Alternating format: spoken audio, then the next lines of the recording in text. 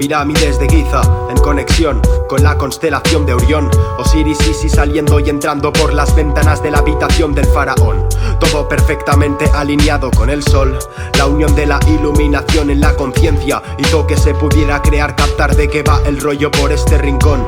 La conexión que todo lo mueve, lo escucha, lo entiende, entra por el espíritu interior. Y eso somos, partes de partes en torno a artes que van fluyendo por esta experiencia con mucho amor. Mitos de todo tipo en todos los sitios como reflejo de esta ilusión.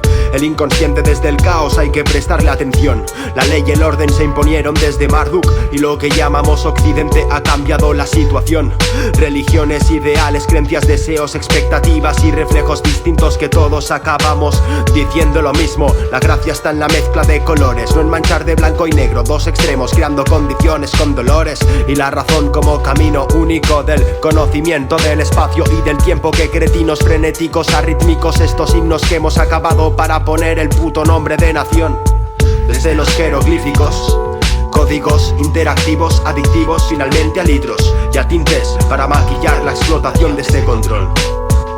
Híbridos en la historia, movimientos astrales desde la conciencia. La ciencia ahora está de moda y las oratorias de las leyes numéricas es lo que crea nuevas formas. Híbridos en la historia, movimientos astrales desde la conciencia. La ciencia ahora está de moda y las oratorias de las leyes numéricas es lo que crea nuevas formas. Lo pregunto y lo escucho desde otro mundo mientras saco humo. Lo pregunto y lo escucho desde otro mundo mientras saco humo. Mientras saco humo. La relación con el todo y la nada de diversas formas en esta pelotita tan bonita. Desde esvásticas que masacran almas hasta Vishnu y Shiva, como forma de conexión que explica que somos vida, fluyendo como ríos, energía como contenido y como guía. La tierra crea el límite y la forma, igual que el cuerpo en esta órbita que nos condiciona. Soy el pájaro que explora como en antaño por la intuición divina, siguiendo el espiral que se expande más allá de lo que ven las retinas. Así que inspira, expira en esta melodía.